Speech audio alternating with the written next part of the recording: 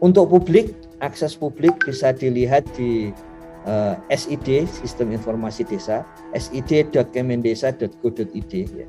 Jadi di situ ada aspek yang umum rekap di kalau kita melihat yang lain, tapi kalau desa per desa itu bisa melihat aspek yang lebih detail untuk SDGs desa. Jadi tidak usah banyak cincong, silakan masuk sid.kemendesa.go.id. Di bagian kanan ada informasi kondisi desa, dicek saja desa kita masing-masing cocok apa tidak. Jangan-jangan jawaban warga tidak cocok dengan kenyataan. Tapi satu hal yang menarik adalah bahwa dengan adanya data ini kita bisa mengatakan sesuatu dengan lebih tepat gitu daripada ketika tidak ada data berupa angka. Kemudian apakah benar data SDG desa itu milik desa? Salah satu bukti teknisnya tentu saja adalah, coba kita lihat yang nomor 2. Admin desa itu memiliki kuasa sepenuhnya atas data SDG desa. By name by address bisa di-download langsung oleh admin desa. Nah, siapa admin desa? Yaitu adalah ini beda-beda ini, dan hal yang menarik secara kebijakan admin desa ini adalah pimpinan di desa, yaitu kepala desa sebagai pimpinan yang ada di desa, dan ketua Pokja Relawan Pendataan Desa yaitu Sekdes. Tapi ada desa di Yogyakarta di mana admin desanya itu adalah warga masyarakat yang hobinya itu memang data, teknologi informasi seperti itu. Jadi dibuat satu lembaga kemasyarakatan desa baru, LKD yang baru, yang memang mengelola data desa, dan isinya adalah warga desa dari yang muda maupun yang setengah baya yang memang hobinya itu adalah otak-atik atau melihat data. Ini hal yang menarik karena di Jawa Tengah bagian selatan itu juga ada yang mengelola ada perangkat, tapi memang karena perangkatnya hobi terhadap data sehingga kemudian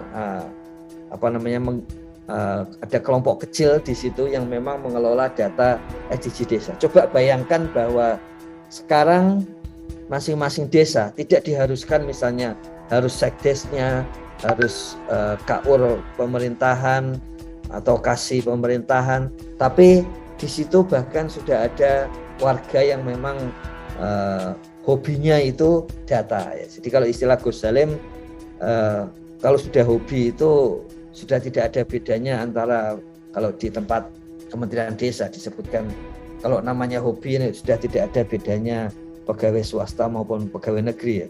Kerjanya tiap hari ya tidak kenal waktu seperti itu. Sama di desa juga demikian. Nah, kita lihat yang nomor 2 itu adalah yang benar-benar bisa mengakses data secara rinci.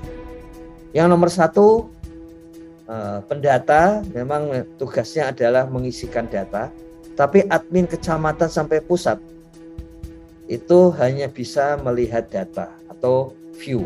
Jadi yang bisa mengakses memang daulat datanya ada pada desa.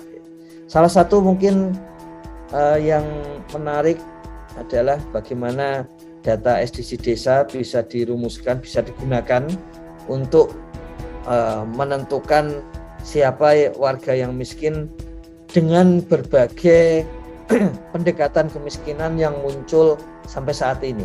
Jadi kita ketahui secara akademis ada 2 pendekatan kemiskinan, absolut dan relatif. Pendekatan absolut itu menggunakan garis kemiskinan, dan garis kemiskinan itu kenapa disebut absolut? Karena relatif menunjukkan capaian kalori per hari 2100 per orang per hari. Itu adalah kalori minimal bagi manusia untuk hidup dengan layak gitu.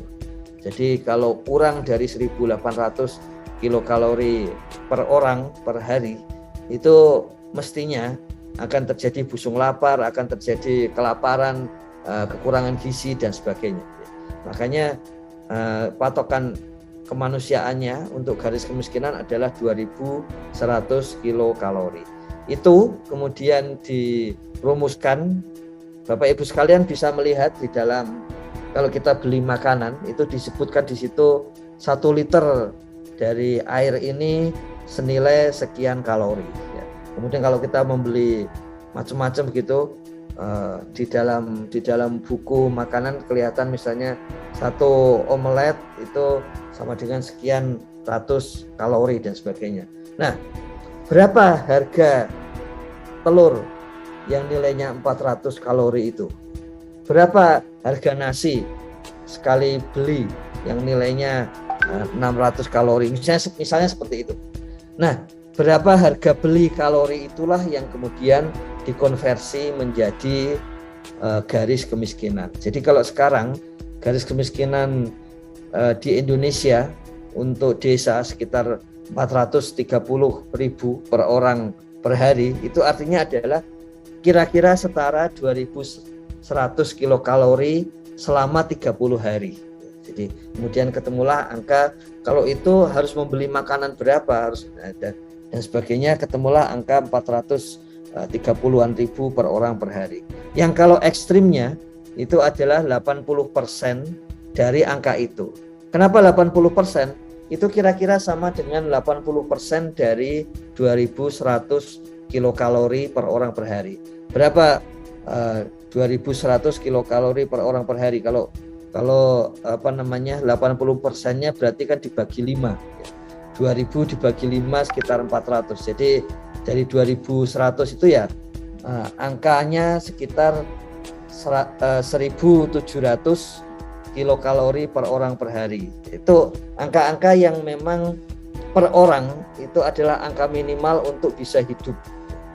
Kemudian 1.800 itu angka minimal dari komunitas kalorinya itu untuk bisa hidup. Jadi kenapa kemudian penghitungan kemiskinan ekstrim 80% dari garis kemiskinan? Karena memang itu secara gizi, ukuran gizinya adalah batas manusia untuk hidup. Nah, yang menarik adalah batasan itu tuh batasan yang relatif abstrak.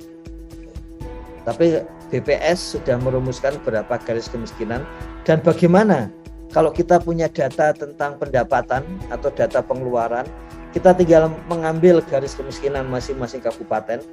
Kenapa menggunakan garis kemiskinan kabupaten?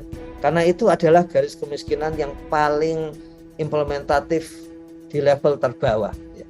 Bahkan kira-kira 20 tahun yang lalu itu kita tidak mengenal garis kemiskinan kabupaten. Hanya kita kenal garis kemiskinan provinsi. Sebelumnya kita hanya mengenal garis kemiskinan nasional. Sekarang yang paling detail garis kemiskinan kabupaten. Sebetulnya SDGs desa bisa digunakan untuk merumuskan masing-masing garis kemiskinan desa. Jadi itulah yang menarik dari SDGs desa.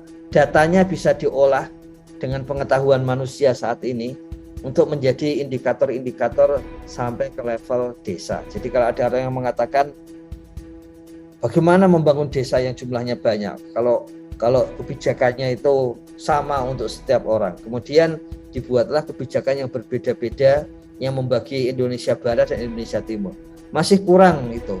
Kemudian dibagi desa berbasis wilayah, ada 7 wilayah pulau di Indonesia, masih kurang detail, begitu seterusnya.